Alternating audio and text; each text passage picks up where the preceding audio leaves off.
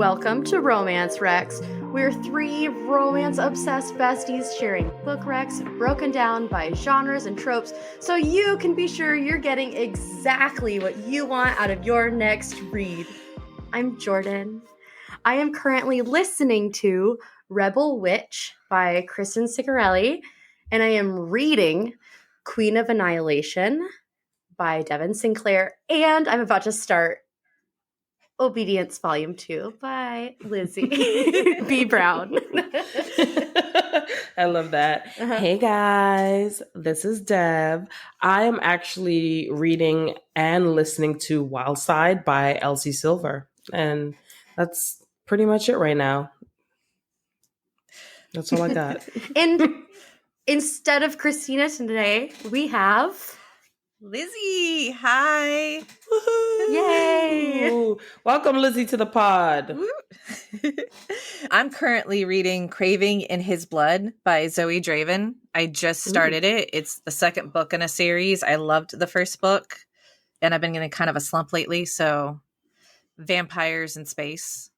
Oh, nice. Yeah, I love that. That's my alley. I love a little sci-fi, but I also am obsessed with vampires. So I feel like I need to write that down. Yeah. Perfect for a slump. Like, it very really exciting. is. Mm-hmm. So buckle up for some bookish banter. I'll throw that in, make sure we get that in there for Christina. Yeah. She's not here. I know, that's her little tag.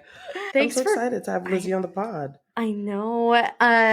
For those of you that don't remember, that haven't listened to everything we've had, I have recommended a couple of Lizzie's books. I think I found you online almost a year ago. I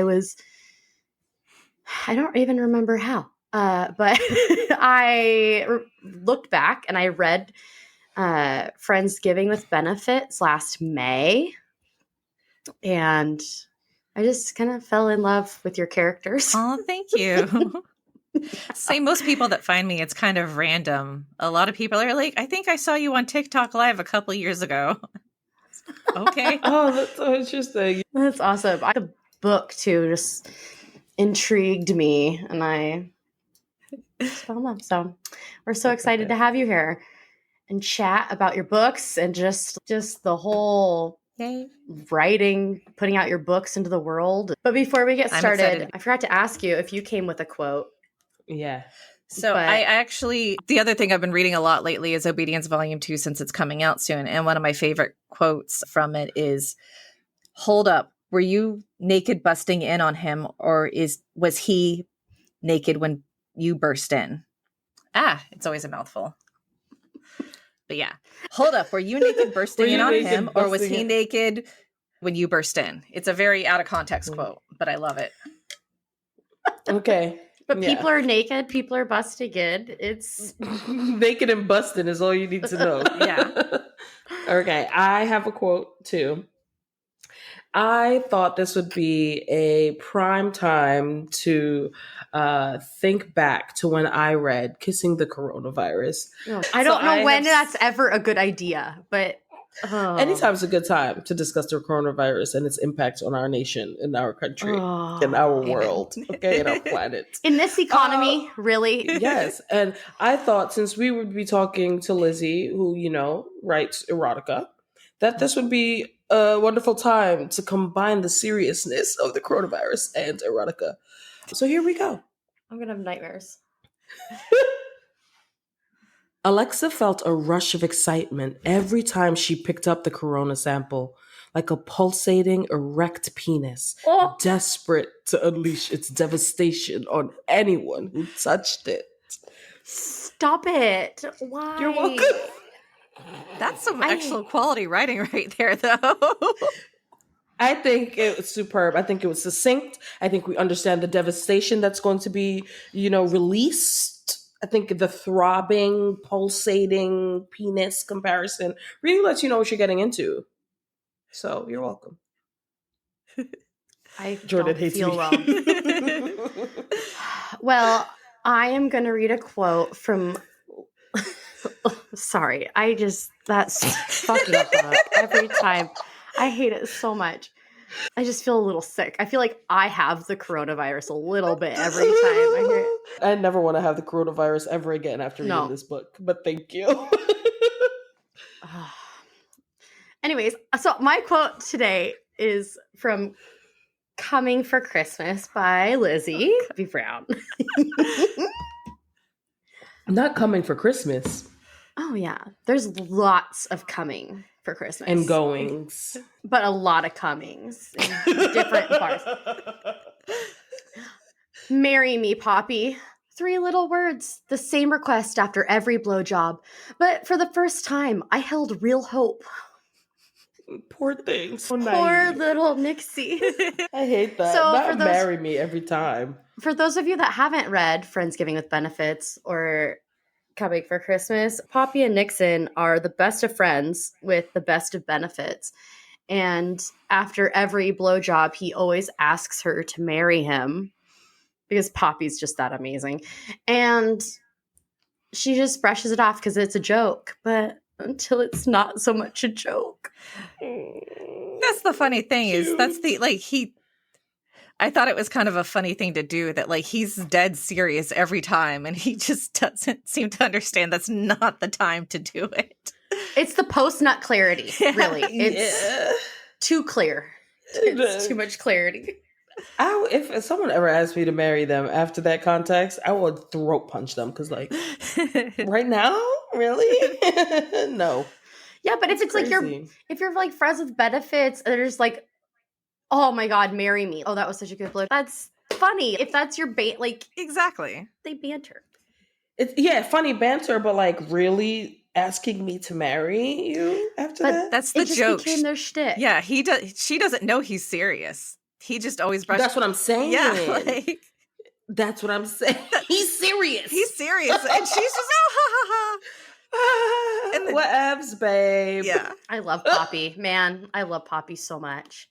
Sorry, we'll get into that. But another reason we have you on right now is because Volume 2 of Obedience is coming out April 5th. A little ASMR thank you, Dev, with Obedience You're welcome. Volume 1 there.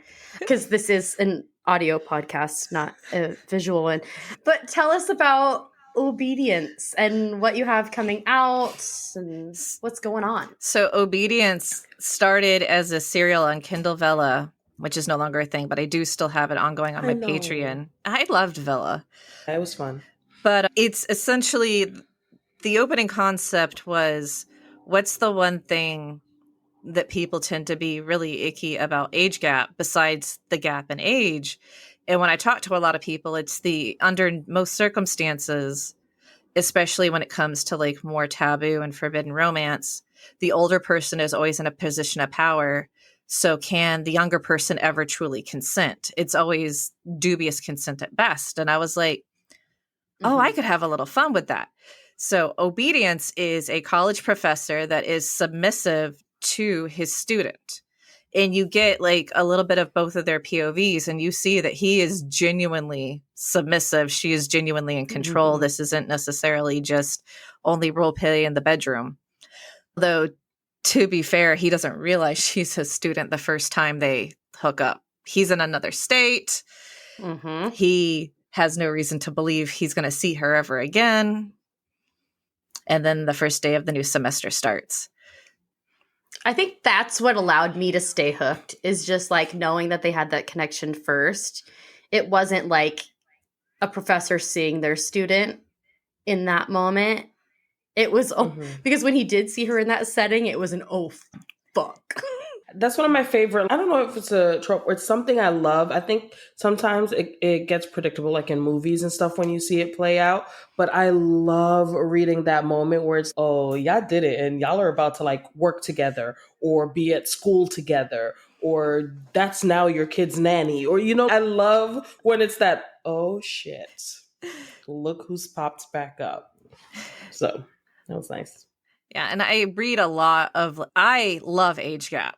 I read a lot of age gap and professor and student stuff. So it's kind of funny that I would take... No shame here. Yeah, I would take this twist on it because, for me, the professor could actually pursue his student like openly, and I would be like, yeah, that's cool. But I was like, you know what? I think this is a challenge. I want to see if I can do this. Yeah. And it turned out like working better than I thought it would, because especially as somebody that's in my early 40s at this point, like realizing that when you're an adult, you don't know what the hell you're doing still. So I was able to play a lot into that, where when you read the book, like she is definitely the more immature out of the two, but there are moments where I try to have it be a little more real, where he does not know what he's doing. He's floundering at moments. But in that, there's still a lot of spice. One of the other things I tried to do is, even though the relationship is more of a dom sub adjacent, the first book is them kind of just going into it blind. Neither one of them is part of the kink scene. They don't really want to label anything. So it's kind of a look at what happens when you dive in headfirst, have no idea what you're doing, and don't know about properly communicating and setting clear boundaries. Because I think most people in their day-to-day lives, if you're not in the kink scene, you don't necessarily know what you're doing. You read books, you might see a couple of movies, and you're like, oh, that's how it works. And then book 2, volume 2, you're going to see more growth, where they're both, okay, if this is going to be a thing, we do need to actually communicate. We do need to start using labels, if for no other reason than to make sure we understand what our roles are, so we understand each other. I love that. You also get introductions of more characters on the side. I'm excited about that. Side characters. Side characters that you already know. Yeah. But I'm so nervous. A good kind of nervous. So I feel like you kind of just pretty much told us a little bit of your catalog and like what you've got besides Obedience and Poppy and Nyx. What other things are you working on? So I have 2 other serials that started out on Kindleville that are still on Patreon that are actually Obedience spinoffs. So in Obedience, he's got his best friend Eddie, and Eddie has another best friend, Carla, and they actually have their own kind of little side POV chapter in volume 1. But they actually have their own serial called The Bucket List, where Carla has had the hots for Eddie for like ages. They work together, but it's one of those, there's people and there's women, and then there's Carla. So she's not women. So he respects her. And it's one of those where if you were to talk to Eddie, he doesn't think he's misogynistic and disrespectful. He's very respectful of women, but the fact that he treats Carla different because she's not women kind of speaks volumes to him as a character. But basically, like, their story is they kind of start to realize, like, he realizes he might actually have feelings for her, and she takes advantage of the moment when something happens between them. And it was like, hey, I've never really been kinky. Why don't I like make a sex bucket list and you help me cross things off of it? And so that is where it follows their relationship. That's actually where Nixon and Poppy first appear, is their serial. Poppy is Carla's boss. And Nixon is their office mate. Like, they all work in an office with 2 other characters that you see in Nixon and Poppy's novella in Coming for Christmas. Carla just doesn't typically hang out with them because she's not the nerd that they are. Because they do cosplay and stuff together. That's how a lot of them met. And like, yeah, and Carla just follows Eddie around to the sports bars and whatnot and hikes with him and is pretty much wherever he's at. And then the other serial is called Janet's Story. Janet is Joshua's ex, the kind of reason that Joshua is where he is at the beginning of Obedience Volume 2. And her story is an age gap MFM, where one of the guys is 12 years older and one of the guys is 12 years younger. And you want to talk about those like gotcha moments. She doesn't know it when she starts a relationship with each man, and they don't know it either. But it's like the younger one, the older guy is the younger one's dad's best friend. oh, okay, I was waiting for a connection. Yeah. It's like it's the guy he calls uncle. No. Oh, Lizzie. Oh no, Lizzie! He And- calls him uncle, and they both sandwiching Carla, looking at each other in the eye.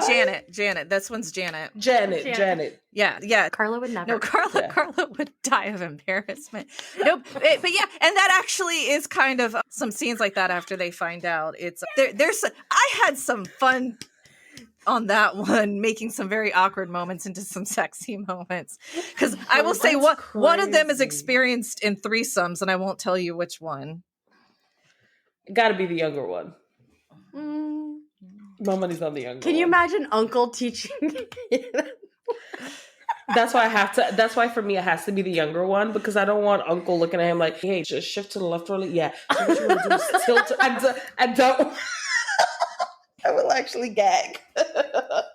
But I do love a little drama in a book, so that's definitely a good place to start. And that definitely has the drama. And then currently I'm releasing 3 stories kind of as I write them on Patreon to kind of keep me motivated. And one is a dark paranormal romance, Why Choose. One is a contemporary throuple book. And then one is a fantasy that's starting out as MF, but eventually will become Why Choose down the line. It's a very slow build to the other men. The one I'm having the most fun with right now is the paranormal romance, Why Choose. It's an isekai. I know not a lot of people know what an isekai is. Yeah, please educate me. I have no idea what you're talking about right now. It's a big in mostly Japanese comics, anime, etc. That's where the term came from. You'll also see it though in a lot of webtoons and whatnot. The basic translation is transported to another world. Okay. But the big trend the last couple of years is somebody dies and wakes up in said world, oftentimes a fictional world, like a video game or book that they love. So the paranormal romance is I died and woke up in my favorite paranormal romance novel. Oh my gosh. How cute is that? I love that. And chapter 1 is she wakes up bound to an altar in an old church. And this dude that looks kind of familiar is like kind of going off on her. And she realizes it's her favorite character from her favorite book. So she seduces him. Yeah. And chapter 1 is straight into church sex. As you also do. Like, imagine Dev. You have an accident and you wake up and you're tied down and Vectol is just there with his... In the ice planet. And you're there. Purring. Yeah, and he's purring your kitty cat. Like, I mean, you're just... Yeah. I'm in heaven. You're rolling with it. Right. Because the way them barbarians love their women down, I would like to be in my favorite paranormal romance as well. Yeah. Exactly. That sounds great. I love it. So you have a very active Patreon. I try to. Literally. Yeah, you have so much going. You have so many projects. So how often do you release? What do you include in your Patreon, just for anyone interested? So I try to release when I can at least one thing weekly. Like right now I have 3 different stories releasing weekly. Once or twice a year I go on like a month hiatus to recharge and get some like back catalog. But I try to keep everything. I have trouble paying attention a lot of times to what I'm doing. So I will hyper focus on one of my stories, pump out quite a few chapters, hand them over to my beta readers, then focus on the next one. And I just keep doing like that. So I have a lot of different projects going on. Because initially when Obedience was first released, it was Obedience, The Bucket List, and Janet's Story were all going at the same time for a while. There's a lot of crossover between The Bucket List and Obedience. So I was having to go back and forth. Okay. To give like perspective POVs. So I have very long calendars in my like folders to keep track of who was actually where when. So. Is that how you work best when you're doing it? Just to keep the creative, like you like to jump around? Yeah. Because so did this come about because that's how you like to write? Yes. Or is this something you've accidentally fallen into? Well, both. Like So the fantasy story that's on my Patreon right now, Into the Mountains of Mastria, that was like the first one I really tried to pound out. But I found out after 2 months I was getting burnt out, also because fantasy needs a lot of world building. Mm-hmm. And I'm very bad at like sloppy first drafts. So I was getting in the weeds. So that one, it's a very slow write. Whereas contemporary, the universe is already built for you, so I don't have to. Yeah. I don't have to do anything. But yeah, I have to keep myself busy and creating, but I can't focus on one thing for too long, or I lose focus completely on what's going on in it. So it's a by choice, but not by choice writing style. Yeah. I Nice. mean, that choice actually, or that writing style intrigues me because I like the idea of having very clear continuity between different books that are in your universe that you're building, right? And if you're writing them all at the same time, I feel like everything's just so fresh and so connected, you can jump around a little better. So even some people that might seem chaotic, to me that seems like really smart. Like, Well, that way you can flush things out as they come along between everything. and that's actually how Friendsgiving came about, was because I realized Nixon and Poppy weren't just going to be side characters in the bucket list. They were starting to take a bigger role in that, in the rest of the universe in general. And I was like, I need to really hammer out what their backstory is, because it's in my head, it's not going to make sense to a lot of people when certain things start to happen. Cough, volume 2. If you don't know their backstory. I'm so nervous but excited. Well, and there's certain things that when you subscribe to my Patreon, there's bonus chapters that they started out with things I wasn't putting on Kindle Vella, and they don't make it into like Obedience Volume 1 and Volume 2. People actually have POVs that I'm like, in a book form, it's not going to make sense to have these random POVs when it's not their story. So on Patreon, you can find that. Yeah, I love that. Yeah, it's awesome. All right. And then when did you actually start writing? As far as if you want to talk about these series that you're writing with Kindle Vella, or like from the beginning of time, like when did you pick up your pen or your computer and say, yeah, I'm going to write this? Like, I've been writing on and off, like personally, since like middle school.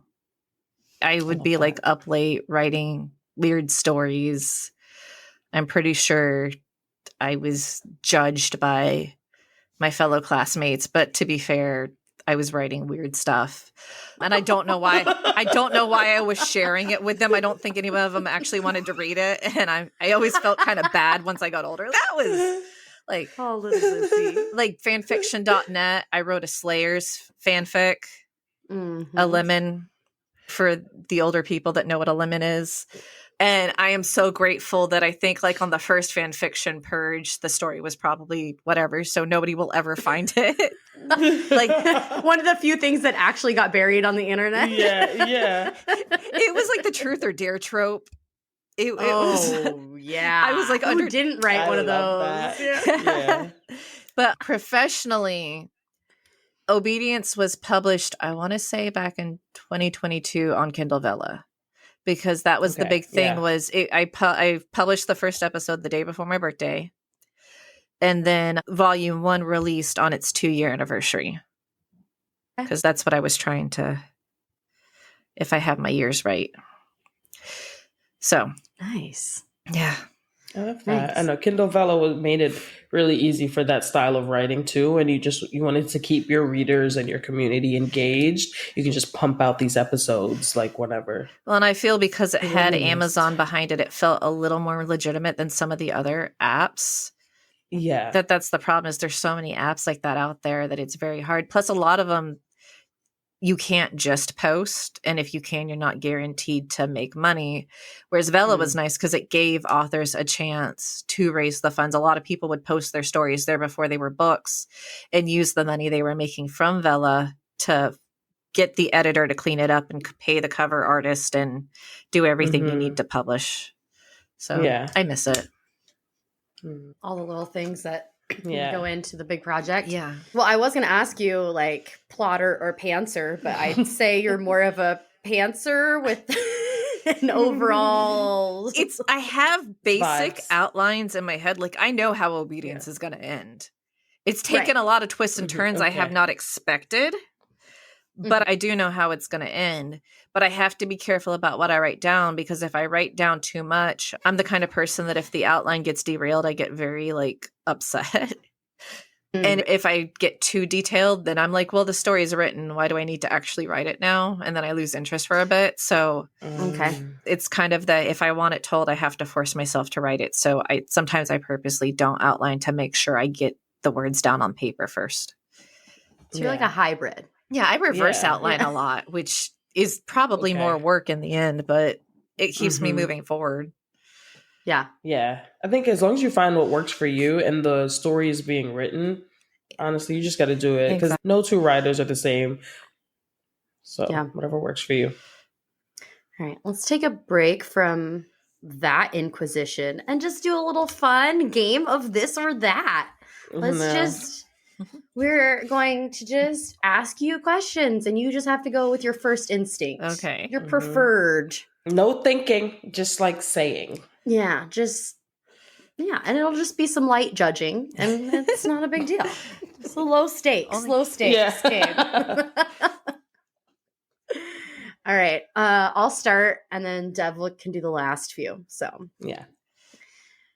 physical or ebook? Ebook. Hot or iced drink? Iced. Okay. Hardback or paperback? Hardback. One bed or Who Did This to You? One bed. Okay, I could see that, yeah. Yeah. I'll do one more and then it'll be Dead's turn. Poppy or Nixon? Nixon. Interesting. Okay, we can talk about that later. All right, standalone or series? Series. Yeah, I feel like that. Fated mates or enemies to lovers? Fated mates. Yes. Books that make you cry or books that make you laugh? Books that make me laugh. Okay. And then, in no particular order, name your top 3 book boyfriends of all time. Or girlfriends. Oh, Matthew from Lola and the Millionaires. Oh, I haven't read that one yet. That's on my forever. Don't give it. Daddy Caleb from the Make Games War. Okay. Oh, I know all of these. They're all like on the. No, sorry. The Make Games War is like my favorite series ever. I'll get in a tangent on that. I got to pull myself back in. And then, actually, no, on that note, then Ben from Make Games Pestilence. I would round it out. Yeah, I think it's fair. I don't know that the Make Games were coming with the Rex. We love good Rex that I've never heard before. I love getting new Rex. Yeah, no, the audiobooks are a full cast duet. And so the first book for Make Games War is Obsession. And I kid you not, that changed my brain chemistry. If you read or listen to it, chapter 38, chapter 38 is everything. That's how good it is. The chapter. When you remember the chapter number. I have gotten so many people to read that book that the book club I'm in, it's a joke. Anybody that's half the book club's probably read it because of me. And yeah, when new people come in, I'm going to suggest that book. I love it. I love how everybody kind of has those books where you remember the high you rode after reading the book and specifically certain parts of it that kind of just hit you at random times in the day or random days where you're just like, I remember that. Yeah. That was a great scene. I have think about those characters. 4 or 5 different copies at this point signed of that series.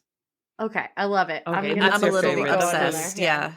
Yeah, that's good. Well, okay, so that's interesting because next question, is there a specific author that got you hooked on romance and erotica? And is it the series? It sounds like the series was your favorite or a tipping point. So it's a rabbit hole of, I've always been kind of into romance. I want to say my first erotica book was the Sleeping Beauty Anne Rice. Same. No, I take that back. I used to read the Harlequin Blaze and Silhouettes, but I stopped because I like formulaic, but you have to be in the mood. And it's chapter 2 was the first chapter of sex. And then it would be no sex for a bit. And then it would go back into sex. But then I read Anne Rice, the Sleeping Beauty trilogy. And I was like, oh my God, you can have a book that's just sex and it's kinky sex. Yeah. This is amazing. Right. But then I was in my 20s. This was 2 decades ago. So I didn't really know how to find this stuff. And I was like, oh, well, Right. maybe the covers will tell me if the books are like that. And I would pick up books at used bookstores and I'm like, no, these books are like very tame. I give up. Yeah. So then years later, and this is actually what got me started writing and publishing, is one of my best friends would DM our all femme Dungeons and Dragons sessions during COVID. She's narrated a few audiobooks. And I listened to hers started out as, oh, I'm going to dip my feet in because I've never really done audiobooks and I want to be supportive. And the last chapter of the first book, it's suddenly my best friend like talking very dirty. And I love her, but that's not something I typically hear from her. She was always very clear. Like our D&D games, like a few of us had to make a separate server if our characters wanted to get a little kinky because she was not about that. So we were polite and took it elsewhere. But I remember I came home from a walk and my husband's looking at me and she's talking real dirty to you right now. And I was like, I can tell you look so uncomfortable right now. I was like, it's very weird because I'm used to her doing the voices and stuff from D&D. So this is very much on par. But then she would find me audiobooks for a bit. I would tell her what I want. And she would find them. And then I was like, I want a Christmas romance where it's Santa and Krampus, but they're people. So it's like a Hallmark, but spicy. So he doesn't really, Krampus isn't like a straight up monster. Like maybe he'll get horns at some point, but Krampus is like businessman that likes to punish and Santa's praise kink. And she's, I don't think that exists. Like a good boy. Yeah. And she's, sweetie, that doesn't exist. You're going to have to write it. Yeah. So I got a few chapters. I've started and finished a few times. So we'll see if that ever comes out. I love that. If you need to bounce ideas off of anyone, I am. That actually sounds so good and also very apt because, of course, Santa would be a good boy. You know, like he likes when people are good. Yeah, he doesn't like when people are naughty. Yeah. Positive praise. Right. Whereas Krampus very much likes when people are naughty. Yeah, he likes the degradation and and to punish a little bit. We love that. But also because of that, I got really into audiobooks, and then I discovered All the Queen's Men by Kim Lorraine. I feel like I know that one. You might. Full cast duet narration, Stella Hunter, which is also her as the main female lead. And that was my first full cast duet audiobook. So from that, I discovered Kim Lorraine.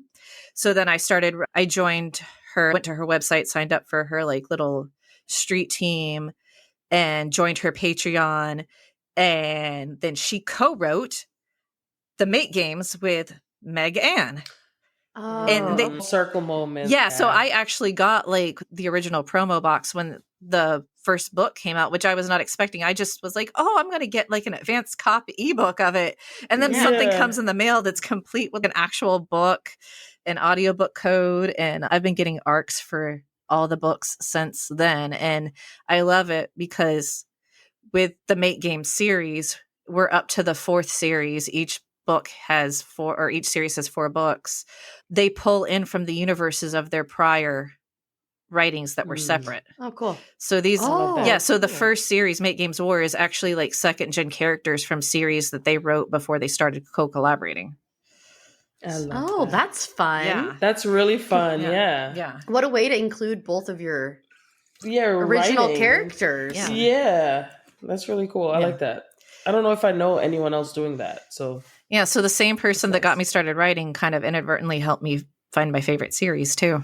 So cool. Oh, that's really nice. I like that full circle moment. Yeah, that's what. In a volume 1, it's actually dedicated to that friend. When she came. I did see that. Yeah, she came for my birthday and I handed her book and she started crying when she read the dedication. And I was like, no, like, now it's awkward. I would have been like, yes, I made you cry. So you're so nice. You're so kind. I actually always look forward to making people cry. I'm always like, yes, made you cry. Not in a bad way, not in a mean girl way, but in a I'm so overcome with emotion way, you know? Depends on the situation. I'll go either way. Sick. And that's why I love Nixon, but that's why I choose Poppy. But anyways, I digress. Back to that. But see, I choose who I choose for a reason. Yeah, my choose is always the best. So what? Those are some of your like big reads from just your whole reading journey. But what about this last year? Has there been any recent reads that have stuck out to you recently. Grave that you Matters. Oh yeah.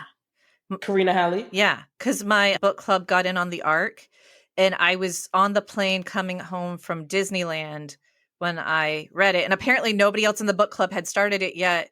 So I'm on the plane's Wi-Fi typing like incoherent panic mode and using the Discord spoiler tags on my things. And everybody else is, oh my God, what is going on? And I'm like, this book, you're making me read it alone. I hate you all.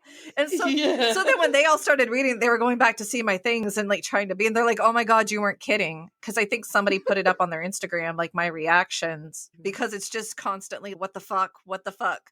Oh my God, what the fuck is going on? I think I know. Oh no, it's this. It's just, it was very much like me panicking, and it was like the most, I loved it so much. I've heard nothing but amazing things about Grave Matter, and I have been just like waiting to read it. But I also, with the pod, come and all the arcs I sign up for come responsible reading. Yeah, So, we have to read responsibly. So Grave Matter is one of those books that I have like ready to read the moment that we stop recording for the season, and that'll be part of my like you need free to let time me reading. You got to let me know your reactions when you read it, because I feel like that's one of I those will. books I knew exactly what was going to happen, but it was so outlandish to me that I'd convinced myself I was wrong and came up with a whole new theory. And then when things started happening, I was like, wait, I was right. I don't know if I like that I was right, but I was right. Oh, interesting. Yeah. Okay. You do have an arc. It's on it's on the second shelf in the back, like second row. I just organized her books for her. So because then second from the left on the top in the back.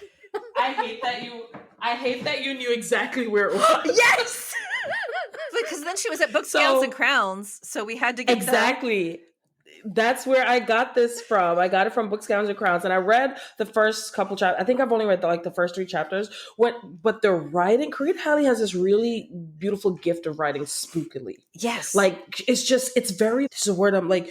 When I read the first couple chapters, I could feel it in my environment a little bit. It just felt like I was being watched, or like things were just like triggering my brain a little bit. So I can't wait to finish that. I have some theories already. Like within the first couple pages, you're like, hold on, what's going on there? It does a very good like Shutter Island vibe, so you don't know what's going on. I loved Shutter Island. So like even if you think you know what's going on, you're second guessing everything yourself. Yeah, it does a very good, I get that vibe a little. Yeah, it does a really good job of putting you in her shoes. Yeah, cool. I know. I can't wait to read it. Yeah, I'm excited. I can't wait to. Again, we have to read responsibly, so I can't finish it because there's honestly just so much to read. But as soon as I got it from BGC, I love Karina Halley. She's one of my favorite authors, but also she's just just a nice human being. So I love supporting her. And I was flipping through the couple, and I was like, oh my gosh, I just know I'm gonna eat this book up, but I can't right now. Karina, if you're listening to this, babe, sorry, I haven't finished it yet. I finished it in 2 days because I had to stop sleeping so I could finish it. Yeah. It has that vibe a little bit, I think. Yeah, I was not going to be able to rest until I got to the end. Yeah, once I'm reading it, well, I'll be sure to hit you like, oh my God. Yes. I love books like that, where it's like an instant, this is going to stay with you for a long time. Yeah. Was that the main one from last year, or did you have any other books that hit you like that too? I mean, if you want me to keep plugging the Mate games, because that's when the Death series came out. So that one I was really loving too. It was just, but then Grave Matter came in at the end, and I was just okay. Yeah, no, that kind of changed my whole year for me. Past that book and the Mate games, I almost don't remember what else I read. I read a lot around Christmas. I want to say, the Christmas Paw Wars or War Paws, the Christmas War Paws. Okay. It's about 2 vets. I saw it on Threads, and it was a really good. They were childhood-ish, like younger lovers, and then they had a falling out. It's a novella. It's a very quick read, but like when they start hooking up again, they haven't made up yet. It's like you don't see enough hate fucking in books, And God, it Yeah. was some of the most amazing hate fucking ever. Yes. You. I've been waiting for someone to say that. I really have. Like not I agree. and where they chose to hate fuck, any of that would be the last thing on my mind when you're stranded and probably going to die. But Love it. What else are you gonna do? Right, true. yeah. Yeah, the circumstances kind of guide that situation there. wish I could. As someone who loves bully romance, I have to say I am all for hate fucking. Yeah, I don't know. I don't think I've read a good one. It's really not hate. Yeah, I think you're right. Like the books I've read where they're like, oh, angry at each other. Y'all don't hate each other enough. Like this seems like you're having fun. Yeah. Okay, so Christmas War Paws, and it's PAWS because there's vets, there's dogs, by Therese M. Clarke. It's an enemies to lovers rom-com Christmas novella, second chance. It's just, I feel like I know that author, Therese M. Clarke. Therese M. Clarke. Do I know that? Did she write Chaser? No, I might be thinking of a different person. it's when I was like going crazy on Christmas books after I got Coming for Christmas written, I was like, and now I'm going to actually enjoy reading Christmas books for a change. Ooh, and yeah. it was just such a fun read. I'm sure there were others, but that was one of the ones that like really stuck out. Nice. So you have, sorry, I just lost all my shit. You obviously, Obedience Volume 2, you're publishing, is coming out April 5th. After that, you're just going to keep throwing stuff out on your Patreon. What's your next big, like, what are your next goals? I would like. I was right. Sorry. It is Therese M. Clarke. I had to look it up. It would have bothered me all night. Therese M. Clarke also wrote Chaser. Yes, good, but great. All right. My brain can rest. Thank you. And so can everyone else. Big goals are eventually long-term finish out Obedience. I think it's going to be at least another volume or two before that happens, because there's some things I'm going to definitely want to flesh out. I would really like at some point in the near future to get I Died finished up. And then I'll probably try to pump out a novella. There's something I just started working on in between the other stuff that I'll see how it feels writing it. I like novellas because I can get an idea out really quickly, but I'm not obsessed with all of them. Like when I write Nixon and Poppy, I get really in a zone. Unlike any of the other characters, I'm like in a very specific zone when I write them, so it's really easy to write them. So. They do. They have their own babies. Well, it's just such big chemistry. Like, just I just love them. And I know Lizzie's warned me about them. I know. It's not like nobody's going to have a happily ever after. It just might not be the way people think. Oh. It's a happily ever after for now. Yeah. Interesting. Which is I did not know that. Listen, I could do a whole episode on Poppy and Nixie. Like, I could do. I could do that. And I don't even know I haven't even read technically all of the content for them. I've only read the 2 published works. Mm-hmm. So. Well, I tell my husband about a lot of what I write, but those 2, I tell him next to nothing. Oh. Because I don't want him to get mad. Because there's some things that I've borrowed from him for Nixon. Oh, which is funny because my husband is not bisexual like Nixon is, so I don't know if he would appreciate. He's very supportive of me, and we have a child that is pan, and he's very supportive of that. But I don't think he'd necessarily be chill about vaguely basing a character. I love it, but yeah, no, like my instinct is like to think. I'm like, I'm just gonna shut that down right now. Just wandering thoughts. The pelvic tattoos. That's something that my husband used to really want.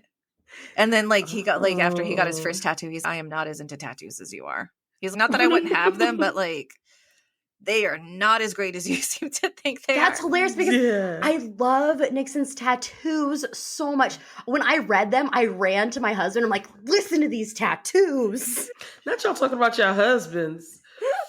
Well, and then his Spider-Man, my husband's not that obsessed with Spider-Man, but the pairing, because how on one of his sleeves, it's Black Cat and Peter Parker. That's one of my husband's preferred pairings for them. So I kind of put little nods to him in there. But you won't really tell him about though. it. I love, but you just don't tell him about it. So to be fair, if I like one, he's very artistic himself, but we're very like different on what we share. And the last time I really shared in detail something I was writing, it was, spoiler alert, there is a part in I Died where she's actually not herself in the book. When she wakes up in that, she wakes up in the body of a side character. Oh. And causes a little drama. And one of the characters gets a little like brutally attacked by another one. As kind of almost like an I love you. Like you want some touch her and die. Oh, it's giving touch her and die. Yeah. No, like he literally tries, like one of them literally tries to kill the other at first. And I'm describing in great detail the scene about like limbs coming off. And my husband's, what the hell is your problem? I'm like, it's not one of the sexy scenes. It's not meant to be sexy. Yeah. He's, well, God, I would hope not. Which there are some scenes like that. I feel like we've talked about those on this pod. like it's well after the bound on the altar sex scene. Nobody's having sex anymore at this point. Everyone's cleaned up. That's done. Yeah. This is war. This is like more sex happens like in the chapter after. But this is a moment of, reset with some like rage. mutilation and whatnot. Yeah. Dismemberment. Right. Oh, normal. Yeah. So I get kind of nervous sharing with him now because he's brought it up from time to time. Be like that thing you wrote. And I'm like, all right, Judgy McJudgerson. Let's just tone it down. Yeah. Yeah. Well, I hope he doesn't decide to, be supportive and listen to this episode. Because, boy, see anything you want to say to him just in case he is listening. I love you, baby. He didn't make it this far. It's fine. I listened to most of it. Yeah. I'm supportive. Oh, man. Perfect. I love that. Well, I mean, Lizzie, is there anything else you want to share? I definitely want you to drop your Patreon information. Okay. But if there are any other books you want to tell us that's coming, and Discord. Any other platforms, your Discord. So if you go to my website, you can find most everything. LizzieBBrown.com. I try to make it very simple. There's even an invite to my Discord there. I try not to plan books too far out in advance because I have such a sporadic writing style. I don't want to say something's coming out on X date and it not come out because I don't like when that happens. I love that. I love that. Thank you. Once it's to a point where I can give it to the editor, that's usually when I'll be like, hey, I have a date. So maybe by the end of this year or early next year, there'll be Obedience Volume 3. I'm in kind of a heavy point of the story. So it's been a little difficult because I'm trying to get past somebody's tantrum. Is your character having this tantrum without your say so? Yeah, no, he's a very difficult, sensitive boy, and he doesn't like Joshua right now. Oh, I can't. Okay. Well, Lizzie. Spoiler. My beta readers, by the time Friendsgiving came out, my beta readers knew so much more about Obedience that they were actually really confused, and that's why I knew the book needed to come out. And then coming for Christmas, and they're like, I know how things are going to happen in the future, but I kind of like it how it's like this right now. And I'm like, I'm sorry. Yeah. Oh. Actually, I can't wait because, we can talk after the recording's done so everybody doesn't have to hear me go off about someone. But, I want to eventually get enough of Janet's story out that I can start releasing volumes. I don't think I would ever do that for the bucket list because it's a little too serialistic that I don't think it would play as well even in a volume setting. Janet's story probably would though. But I think my next big push outside of getting more Obedience out is to get my Dark Paranormal Why Choose done because at least the first book because it's so much fun. And I've actually had a narrator do the first chapter. That's big. Yeah. She asked for her Patreon if she could and she cast and I was like, go for it. Yeah. That's amazing. Yeah. And I'm sure that gets you excited too to keep writing the character, especially when you can hear it and keep writing the story. She's enjoying reading what I have so far. So that's been my real big push to finish it. I'm like, somebody's enjoying it. So therefore I can keep writing it. That's amazing. Yeah. That's so we fun. Need the little push. We need the push. Joshua's kind of me at times. So I need the praise. I too require the praise. Well, that's what I joke. Joshua is me now. You're both doing really well. And you're both doing really well. Joshua's me now. Cassie's me at my 20s when I was a little more reckless. So it's if I was dating myself, I guess. Oh, I love that. But you can find everything at my website, the Patreon, the content warnings. I do tell people check the content warnings because I'm Yep. pretty numb to a lot of stuff. So I don't think about it when I'm writing it. So I try to, when I go in after the fact, make sure I give people the heads up because the last thing I want is Yeah. somebody to see something they don't want. We love that. Yeah. And Lizzie, you want to drop your handle on socials? That way our followers or listeners can know where to get you. So on TikTok, it's just at Lizzie B. Brown. On Instagram and Threads, it's Lizzie_B_Brown. Perfect. Love that. Thank you so much for being on the pod with us, Lizzie. I can't wait to read more. I'm really interested in the paranormal romance. The nice thing about waking up in your the nice thing about my thing, so, Patreon, there's several tiers, but they all get you the same thing. So like I want it to be where if somebody wants to go the lower tier because that's what they can afford, then that's what they can do. That's That's so actually really nice. sweet. Yeah, that's really nice. I Perfect. love that. All right. Well, thanks for listening to us ramble about all things Lizzie B. Brown and all the books you have currently out and upcoming. If you're looking for more Romance Rex, be sure to follow us on Instagram and TikTok at Romance Rex Pod. You can find our favorite book recs from our episodes as well as behind the scenes content.